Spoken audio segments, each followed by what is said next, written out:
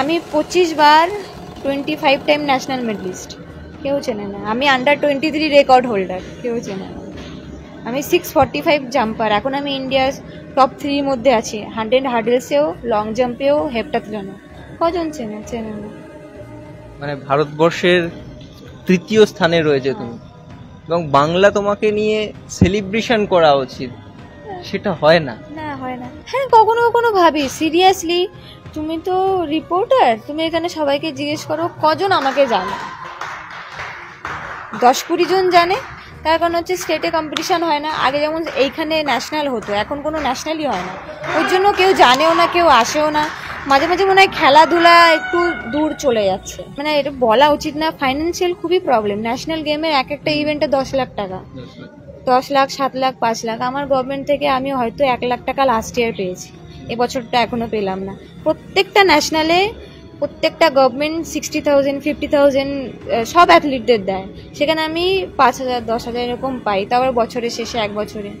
আমি প্রত্যেক বছরে 7খানা ন্যাশনালে, মোটামুটি 10খানা তো ন্যাশনাল মেডেল দিই, তো আমি সেইভাবে কোনো সুযোগ পাইনি। সবাই বলে তুই তো জব করিস, তোর কি চাই, কিন্তু তারা জানেন একটা স্পাইকের দাম 25,000 টাকা। আমি করি 7টা ইভেন্ট, আমার লাগবেই অ্যাটলিস্ট আমার 15খানা, এক একটা ইভেন্টের জন্য 2খানা স্পাইক লাগবে আমার।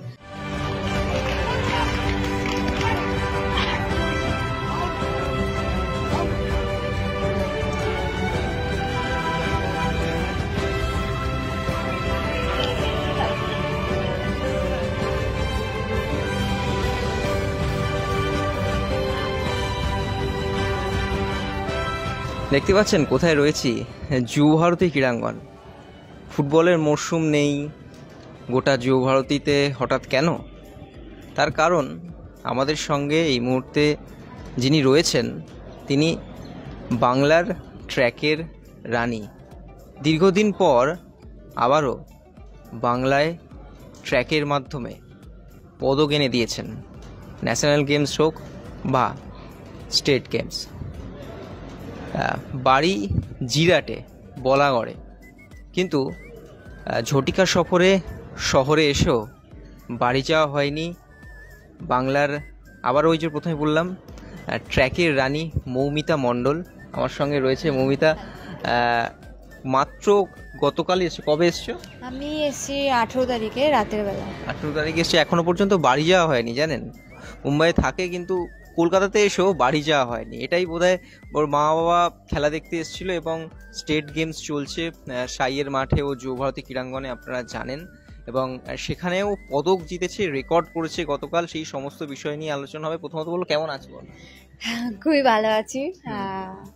হ্যাঁ, ভালো আছি। আচ্ছা, তো একটু জার্নিটা নিয়ে আলোচনা করবো মৌমিতা মণ্ডলের, যে কিভাবে শুরু হলো। প্রথমত বলো, অ্যাথলিটসে আসলে কেন? আমার তো ক্রিকেট খুবই পছন্দ ছিল, সবাই জানে আমি ক্রিকেট খুব পছন্দ করতাম। তারপরে ক্রিকেটে তো প্রচুর ফাইন্যান্সিয়াল প্রবলেম হয় দেখে আমি প্রথমে, মানে আমার মাথায় এটা এসেছিল কি অ্যাথলেটিক্স এমন একটা জিনিস যারা গরিব মানুষরাও করতে পারবে এবং যারা অলরেডি স্টাবলিশ আছে তারাও করতে পারবে। অ্যাথলেটিক্সে আসার আমার এটাই কারণ হচ্ছে আমি বেয়ার ফুটে দৌড়াতে পারবো, এই চিন্তা ভাবনা মাথায় নিয়ে আমি অ্যাথলেটিক্সে আসি, কি আমি অ্যাটলিস্ট দৌড়াতে পারবো খালি পায়ে। খালি পায়ে দৌড়ানো? হ্যাঁ। আচ্ছা, তুমি তো শুনেছি যে সৌরভ গঙ্গোপাধ্যায়ের খুব ভক্ত ছিলে। হ্যাঁ, কারণ আমার বাবাও বড় ফ্যান। বাবা ছোটবেলা থেকেই ক্রিকেট, ফুটবল, ভলিবল ইত্যাদিতে বাবা খুব পছন্দ করতেন। বাবা সবসময় ক্রিকেট দেখতো। বাবা বলতো দেখ এনার নাম এইটা, ইনি খেলছে, এরকম। তো দেখতে দেখতে আমারও আমার রুচি ক্রিকেটেই ছিল। তো হ্যাঁ, অবভিয়াসলি সৌরভ গাঙ্গুলি স্যার আমার প্রিয়, তার কারণ হচ্ছে তিনি আমাদের স্টেট থেকেই উঠে এসেছেন, তাই জন্য উনি একটু বেশি প্রিয়। নীরজ চোপড়ার সঙ্গে দেখা হয়েছিল? আমার 3-4 বার, অনেকবারই দেখা হয়েছিল, কারণ একটা সময় ভুবনেশ্বরে ট্রেনিং করতে আসতেন তিনি, তো তখন দাদার সাথে দেখা হয়েছিল। কি কথা হয়েছিল? কথা বলতে কি সবসময় কথা হয় কি করে সবসময় নিজেকে মোটিভেট রাখবো, আর সব থেকে বেশি কথা হয় কি তিনি যে 10 বছর ধরে, 15 বছর ধরে এরকম কনসিস্টেন্ট কিভাবে আছে, সেইটা আমরা সবাই ওনাকে জিজ্ঞেস করি। আমরাও এইরকম কনসিস্টেন্ট অ্যাথলিট কিভাবে হতে পারবো, সেটা আমাদের সবারই প্রথম কোশ্চেন থাকে ওনার কাছে। মানে মেন্টাল স্ট্রেংথ। হ্যাঁ, অবভিয়াসলি সেটা তো প্রথমেই আছে, বাট যেমন ওনার থেকে আমরাও অবশ্যই জানি, বাট ওনার কিছু কিছু ক্ষেত্রে আমাদের সাথেও ম্যাচ খায়, যেমন বলে যে রেস্ট 8 ঘন্টা জরুরি, খাবার, ডায়েট তো সব থেকে মেন, একটা ভালো কোচ, ফেসিলিটি দরকার, ফেসিলিটি থাকলেই বাচ্চারা উঠবে, না হলে ট্যালেন্ট থাকার পরেও উঠতে পারবে না যদি ফেসিলিটি না থাকে, সাপোর্ট সিস্টেম না থাকে। একেবারেই। আচ্ছা মৌমিতা, সারাদিন তো ট্র্যাকে দাঁড়িয়ে অর্ধেক সময় কেটে যায়, মানে পড়াশোনাটা কিভাবে এগিয়ে নিয়ে গেছো এই ট্র্যাকের সঙ্গে? পড়াশোনা তো বলতে গেলে ছোটবেলা থেকে আমি অতটা ভালো ছিলাম না, আমার দিদি পড়াশোনায় খুব ভালো ছিল। আমার টিউশন অত বেশি ছিল না আর্থিক অবস্থার জন্য, তো আমার দিদি আমাকে পড়াতো। তো যা হোক করে আমি ম্যাট্রিক পাস করার পরে নিজে থেকে একটু পড়াশোনায় ধ্যান দেওয়ার পরে আমি হাই সেকেন্ডারিও পাস করি, তারপর ক্যালকাটা ইউনিভার্সিটি থেকে গ্র্যাজুয়েশন ফিনিশ করি। এখন আমি MA নিয়ে পড়াশোনা করছি। হ্যাঁ, কিট ইউনিভার্সিটি ভুবনেশ্বরে অ্যাডমিশন নেওয়া হয়ে গেছে, ফার্স্ট ইয়ার চলছে এটা। সেক্ষেত্রে মানে সেক্ষেত্রে যদি বলা হয় যে বাংলা অনেকদিন পর একজন গর্ব করার মতন অ্যাথলিট পেল, এটা কেমন লাগে যে পরপর মেডেল পাচ্ছ, এটা কেমন লাগে? খুবই ভালো লাগে। 4-5 বছর আগের কথা, আমি আসতাম এখানে, কখনো ফার্স্টই হতাম স্ট্রিটে সবসময়, কিন্তু কখনো সময় নিজের বেস্ট আমি দিতে পারতাম না, কেননা আমার সাথে আমার নিজের কোচ থাকে না, আমার ফিজিও থাকে না, একটা টিমের দরকার হয় ভালো একটা পারফরমেন্স করতে গেলে। তো পার্সোনাল তোমার কোনো কোচ নেই এইখানে? আমার পুরনো কোচ আছে, কিন্তু যখন তুমি তোমার টেকনিক, তোমার রানিং সবকিছু চেঞ্জ করে দিচ্ছ, তখন যে তোমায় দেখে সেটাই বেস্ট হয়। তো থাকলে তিনি, আমাদের কমিউনিকেশনটা ভালো হয়, তো ওর জন্য কোনো সময় সেরকম ভাবে পাওয়া যায় না, কারণ স্টেট মিটে রিলায়েন্স থেকে আসা যায় না, কারণ স্টেট মিট ওদের কাছে ছোট গেম ধরতে গেলে। তো আমি নিজেই আসি, করে চলে যাই। মেন থিং হচ্ছে আমাদের উইমেন্স গ্রুপে কোনো কম্পিটিটারই নেই। আমার মনে হয় আমি একাই দৌড়াই, আর একা রেসে কোনো মজাই আসে না, কম্পিটিটার চাই তবে আরো ভালো। হ্যাঁ, আমার ইভেন্টে কম্পিটিটারই নেই যে আমার সাথে সাথে ফিনিশ করবে, কিংবা একটু পেছনে থাকবে, কিংবা একটু আগে থাকবে, তাহলে আমার রেস আরও ভালো হয়। কালকে আমি 13-4 করেছি, আমি পারলে আমি 13-1, 12-9 আমি করতে পারতাম, তাহলে যদি তেমন আমার কম্পিটিটর থাকতো। মানে রেকর্ড করার ক্ষেত্রে বাড়তি মোটিভেশন নেওয়ার ক্ষেত্রে আমার কি বলুন তো, আমার কাছে সব কম্পিটিশনই সেম, চাই ন্যাশনাল গেম খেলি, ইন্টারন্যাশনাল খেলি, স্টেট গেম খেলি, মেন ওই যদি কম্পিটিটর থাকে তাহলে সবাইকে একটু পুশ করে, তো একটু ভালো রেস বেরোয়। তো সেটা হয় না। হ্যাঁ, সেটা হয় না, তার কারণ আমার মনে হয় আমি একাই দৌড়াচ্ছি। আচ্ছা, বলাগড়ের মতন একটা প্রত্যন্ত জায়গা থেকে ট্র্যাক অ্যান্ড ফিল্ডে আসা, তো ওখানে তো অত ইনফ্রাস্ট্রাকচার ছিল না, সেক্ষেত্রে কিভাবে শুরু করলে বা কোথা থেকে এই জার্নিটা একটু বলো? জার্নি বলতে গেলে আমি তো প্রচুর হার্ডওয়ার্ক করেছি, স্টিল এখনও করছি, স্ট্রাগলও অনেক করেছি। প্রথমে আমার কোচ ছিলেন অর্জুন সরকার, ওনার কাছে আমি প্রথম শুরু করি পাটুলি বিনাপানি স্পোর্টস ক্লাবে। তারপরে ওখানে কবছর ট্রেনিং করার পরে তারপরে আমি শ্রীরামপুরে শুভময় দাসের কাছে জয়েনিং করি। আমার প্রফেশনালি বলতে গেলে শুভময় স্যারের কাছ থেকেই শুরু করা। উনি আমাকে প্রথম হার্ডেলসে নিয়ে এসেছিলেন, সাথে লং জাম্পও উনি করাতেন। তো আমি শ্রীরামপুরে শিখতাম। প্রথমে তো যাতায়াত করতে খুবই অসুবিধা হতো, কারণ 3:30-র সময় উঠে খাবার দাবার নিজে করে 5টার ট্রেন ধরে আস্তে আস্তে, হ্যাঁ, উঠে খাবার করে 5টার ট্রেন ধরে 7:30-8টায় এখানে এসে ট্রেনিং করতে খুব অসুবিধা হতো। যাক, এভাবে আমি 2-3 বছর করেছি। করার পরে এমনও পরিস্থিতি গেছে যে আমি কারো বাড়িতে থেকেও প্র্যাকটিস করেছি, মানে অনেক লোক আছে আমাকে যারা হেল্প করেছে। হ্যাঁ, তো তাদের জন্যই আজকে এখানে আসা। আর প্রথমত আমার কোচ আমাকে ছেড়েছিলেন রিলায়েন্সে যাওয়ার জন্য, আর অবভিয়াসলি আমার স্টিল এখনের যদি আমার যা পারফরমেন্স আছে, যা সাকসেস আছে, তার পেছনে অবশ্যই আমার প্রথমে আমার বাবা মা তো আছেন, তারপরে আমার রিলায়েন্স ফাউন্ডেশন, তারা না থাকলে তো কিছুই হতো না। আমি অসংখ্য ধন্যবাদ জানাই আমার নীতা ম্যামকে, আর আমার কোচকে specially James Hillier, Anup sir, and শেষ হচ্ছে সোমা বিশ্বাস, যিনি আমাকে জবের জন্য রিক্রুট করেছিলেন। জবটা পাওয়াতেই আমি আরও ভালোভাবে পারফরমেন্স করতে পারছি, কারণ ফাইন্যান্সিয়ালি অনেক প্রবলেম হয়, তো এখন যেহেতু স্যালারি পাচ্ছি, আমি আমার পুরোটা ইনভেস্ট করতে পারছি আমার উপরে। হ্যাঁ, তো এই 3টে কারণের জন্য আমি আমার পারফরমেন্স ধীরে ধীরে মানে আমার ইমপ্রুভ হচ্ছে। বাংলা ছেড়ে বাইরে থাকতে হয়, মন খারাপ করে? হ্যাঁ, অবশ্যই খারাপ হয়। মানে কখনো কখনো খারাপ লাগে যে যদি বেঙ্গলে এত ভালো ইনফ্রাস্ট্রাকচার থাকতো, সাপোর্ট সিস্টেম থাকতো বেশি, তাহলে হয়তো আমার বাইরে যেতে হতো না। আমি বাবা মার সামনে থেকেই অ্যাটলিস্ট আমি বাড়ি যেতে পারতাম, আসতে পারতাম। আর আমার সবসময় এটা খারাপ লাগে কি, ঠিক আছে চলো আমি এখন বাইরে আছি করে নিচ্ছি, কিন্তু আমাদের আমাদের বেঙ্গলে অনেক অ্যাথলিট আছে যারা খুব ট্যালেন্টেড, তারা তারা এই সুযোগটা পাচ্ছে না। সেটাই হচ্ছে আমার মেন কথা। তারা যদি সুযোগ পায়, ভালো সাপোর্ট পায়, তাহলে তো তারা আরও যাবে। কারণ আমি যতদূর জানি আমাদের স্টেটের যারা অ্যাথলিটরা আছে তারা খুব হার্ডওয়ার্ক, স্ট্রং মাইন্ডসেট, তাদের মধ্যে ট্যালেন্ট আছে, কিন্তু মানুষে যেতে পারে না। তার কারণ হচ্ছে সব কিছু পায় না, সুযোগ সুবিধা পায় না। বাংলায় সেই এটা নেই। হ্যাঁ, মানে নেই বলতে আছে, কিন্তু খুব কম। হ্যাঁ। আচ্ছা, বাবা তো খুব কষ্ট করে সংসার চালিয়েছেন, সেক্ষেত্রে কি এখন মেয়ে এই জায়গায় রয়েছে, পদক পাচ্ছে এবং একটা চাকরি হয়েছে, এখন কি একটু মানে ভালো আছেন? মানে এখন কি একটু শান্তির ঘুমন বলা যেতে? বাবা তো দেখুন, বাবা মা আমার পুরো, বাবা মার থেকেও বেশি হচ্ছে আমার ফ্রেন্ড। আমি আমার বাবা বন্ধুদের সাথে যেমন মজা করি, আড্ডায় আর কি করে, আমি বাবা মার সাথেও তেমন, আমার কোনো ফিল্টার নেই ওরকম। তো বাবা মারা তো এখন খুবই খুশি। আমি যতটুকু পারি করে দিই, ঘর করে দিয়েছি, সব কিছু করে দিয়েছি। বাবা যখনই বলে আমার খুব গরম লাগে জানিস তো, আমি এসি কিনে দিয়েছি, আমার খুব ঠান্ডা খেতে ইচ্ছা করে, ফ্রিজ কিনেছি, সব কিছু করে দিয়েছি, ওরা খুব খুশি হয় আমি কিছু করে দিই। তো তারা তো এখন খুবই হ্যাপি, খুবই হ্যাপি, কিন্তু চায় আরো ভালো পারফরমেন্স করতে, আরো খুশি হব। খুশির তো আর শেষ নেই। হ্যাঁ, জাতীয় গেমসে জোড়া পদক পেয়েছো এবং তারপরও বাংলায় তোমাকে নিয়ে সেভাবে সেলিব্রেট করা হয় না, আক্ষেপ লাগে? হ্যাঁ, কখনো কখনো ভাবি, সিরিয়াসলি তুমি তো রিপোর্টার, তুমি এখানে সবাইকে জিজ্ঞেস করো কজন আমাকে জানে, 10-20 জন জানে। তার কারণ হচ্ছে স্টেটে কম্পিটিশান হয় না। আগে যেমন এইখানে ন্যাশনাল হতো, এখন কোনো ন্যাশনালই হয় না, ওই জন্য কেউ জানেও না, কেউ আসেও না। মাঝে মাঝে মনে হয় খেলাধুলা একটু দূর চলে যাচ্ছে। মানে আগে যেমন অনেক অলিম্পিয়ান, এখান থেকে 2-3 জন অলিম্পিয়ান উঠেছেন, ন্যাশনাল রেকর্ড হোল্ডার আছেন 2-3 জন। তা মনে হয় কি সব খেলাধুলা আগের মতো আর নেই। তা মনে হয় কখনো কখনো যে ভালো আরও হওয়া উচিত, ভালো করতে পারবে সবাই। পদক আসার পরও তো কেউ করে না, সেটা খারাপ তো লাগবেই। তার কারণ আমি দেখেছি, মানে আমি একটা এক্সাম্পল দিচ্ছি, আমাদের মুম্বাইতে একটা জুনিয়র অ্যাথলিট আছে, আন্ডার-20 2টো ম্যান আছে, ওদের মহারাষ্ট্রে সবাই চেনে। আমাদের সেই রকমভাবে নেই, কারণ সেখানে অনেক কম্পিটিশান হয়, স্পোর্টস নিয়ে আলোচনা হয়, ওই জন্য সবাই চেনে। আমাদের এখানে তেমন, শুধু আমার বলে না, এখন ওরকম অনেক অ্যাথলিট আছে। লিলি দাস বলে একজন মেয়ে আছে, সে এবার ATF গেছে, কজন চেনে? সোনিয়া দিদি এশিয়ান গেম করেছে, কজন চেনে? রিসেন্টের আমার কথা কেউ জানেই না, কারণ তুলে ধরাই হয় না।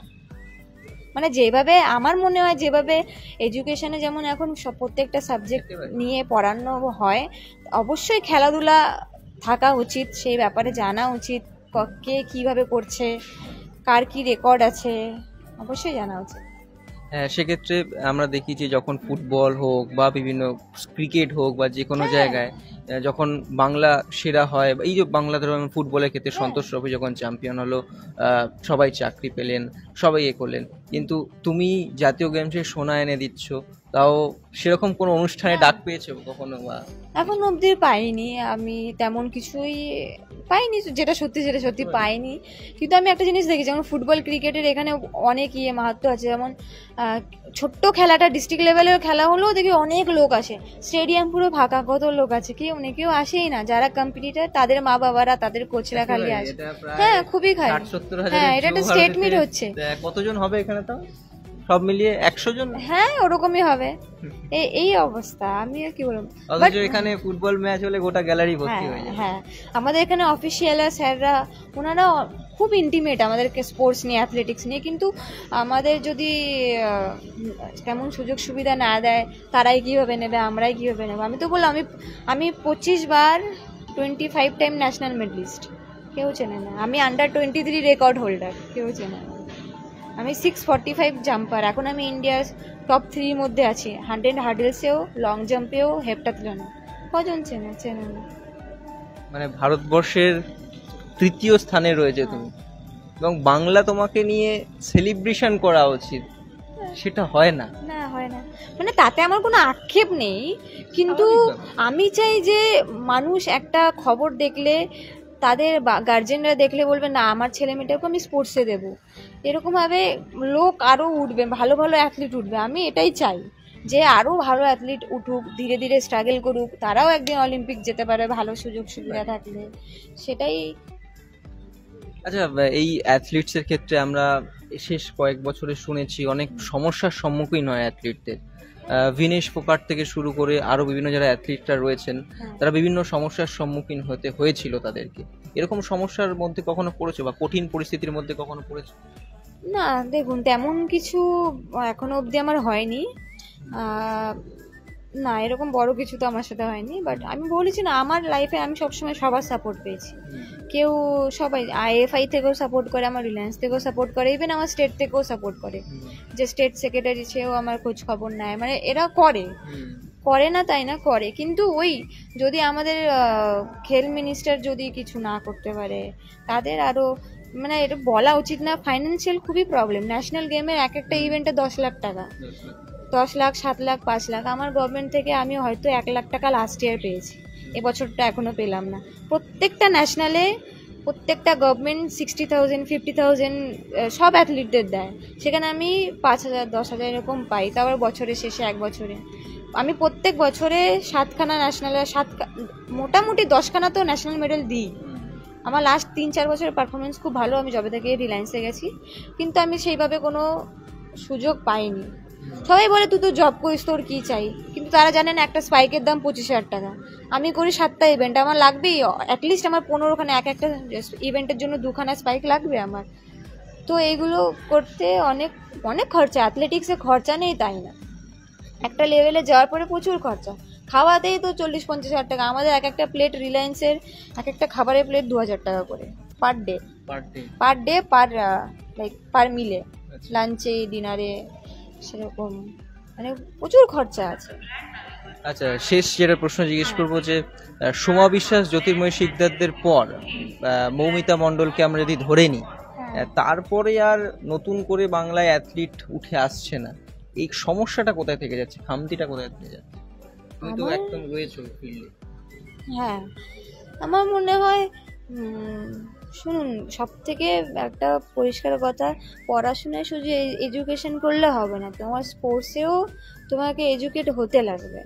তুমি একটা ইভেন্ট করছো, তুমি কিসের জন্য করছো, তো কখন তোমার ড্রাইভ নিতে হবে, কখন হিট করতে হবে, কখন স্পিড আপ করতে হবে, এইগুলো যদি শিক্ষাই ধরো না থাকলেন, যদি পড়াশোনা না থাকে এইসব নিয়ে, তাহলে প্রথমত করা মুশকিল।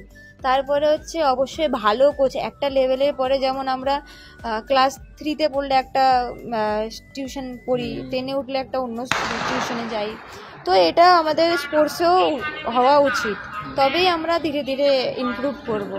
আর সবথেকে বড় কথা, আমাদের বাংলায় কি বলুন তো, ট্রেনিংয়ের স্পট এক জায়গায় হলে বাড়ি অনেক দূরে থাকে, সেখান থেকে যাতায়াত করতে গেলে সেখানেই আমাদের বডি শেষ হয়ে গেছে। আর ট্রেনিং করার পরও, ভালো ট্রেনিং করার পরও তারপর আর লাভ হয় না। তো এই হচ্ছে ব্যাপার। আমাদের স্টেটে যদি একটা ক্যাম্প থাকে সব থেকে ভালো হবে। সাইয়ে ট্রায়ালে যদি ধরুন যে ফার্স্ট সেকেন্ড হয় তাকেই নেব তেমন না, কোচ আসুক, দেখুন, তার মধ্যে যদি পটেনশিয়াল থাকে, সে যদি লাস্টও হয় তাকেও নেওয়া উচিত। এইভাবে করলে স্টেট মনে হয় আমার আরো ভালো হবে। আচ্ছা, যাই হোক, আমরা অনেক সিরিয়াস কথাবার্তা বললাম, এবার একটু একটা গেম খেলবো, একটা র্যাপিড ফায়ার খেলবো, ঠিক আছে? ডিপ্লোম্যাটিক উত্তর দিলে কিন্তু হবে না। ওকে। গান শোনা না সিনেমা দেখা? বোথ, বাট রেকমেন্ড 90% গান শোনা, মুভি 10%। আচ্ছা, ওয়েব সিরিজ না সিনেমা হলে গিয়ে সিনেমা দেখা? ওয়েব সিরিজ বেডরুমে। চা না কফি? কোনোটাই না। কোনোটাই খাও না? না। কোল্ড ড্রিঙ্কস না ডাবের জল? ডাবের জল। যদি অ্যাথলিট না হতে তাহলে কি হতো? ক্রিকেটার। যদি আমরা নতুন জেনারেশন ধরে নিই, শুভমন গিল না Yashasvi Jaiswal? I think none of. না, আমার অন্যজন পছন্দ। আমার হার্দিক পান্ডিয়াকে খুব ভালো লাগে, উনি পুরনো হলেও আমার খুব ভালো, ওনার মাইন্ডসেট খুব ভালো। বিরিয়ানি নাকি চাইনিজ ডিশ? অলওয়েজ বিরিয়ানি। আচ্ছা, শাহরুখ নাকি সালমান? আমার পছন্দ অন্য, দুজনেই না। দুজনেই না। আমার ভিকি কৌশলকে খুব ভালো লাগে। আচ্ছা। রেস্টুরেন্ট নাকি মায়ের হাতের রান্না? অবভিয়াসলি মায়ের হাতে রান্না। মায়ের হাতে যেটা Anytime. পাওয়া হয় না হ্যাঁ সাধারণত। হ্যাঁ, আচ্ছা, প্রত্যেকদিন পেলে প্রত্যেকদিনই ভালো। হুম। হ্যাঁ, বোরিং হয় না কোনো সময়ের জন্য। মুম্বাই না বলাগড়? নিজেকে যদি এডুকেট করতে হয়, ভালো জায়গায় নিয়ে যেতে চায় তো মুম্বাই, আর যদি প্রাকৃতিক হাওয়া খেতে হয় তাহলে বলাগড়। মোহনবাগান না east Bengal? Of course east Bengal, কারণ আমি ইস্ট বেঙ্গল হয়েই খেলতাম আগে। আচ্ছা, আরে বাহ। যাই হোক, একটা মৌমিতার সঙ্গে আমরা ছোট্ট ইন্টারভিউ নিলাম, সাক্ষাৎকার নিলাম। সত্যিই তো অনেক কথা তিনি বললেন, এবং আমাদের ভবিষ্যতের যারা এই অ্যাথলিট নিয়ে তারা প্র্যাকটিস করছো, অনুশীলন করছো, তারা হয়তো মৌমিতা তাদের কাছে একদিন আইকন হয়ে উঠবেন। আমাদের সোমা বিশ্বাস, জ্যোতির্ময় সিকদারদের পর সেরকমভাবে আর নতুন তারকা অ্যাথলিট বাংলায় তৈরি হলো না, সেই আক্ষেপটা থাকবে।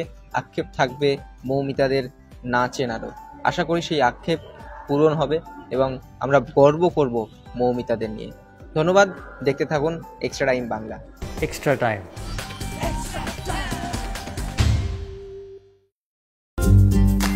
লেটেস্ট নিউজ আর এক্সক্লুসিভ ভিডিওর সঙ্গে আপডেট থাকতে এখনই সাবস্ক্রাইব করুন আমাদের ইউটিউব চ্যানেল। বেল আইকনে ক্লিক করতে ভুলবেন না যেন।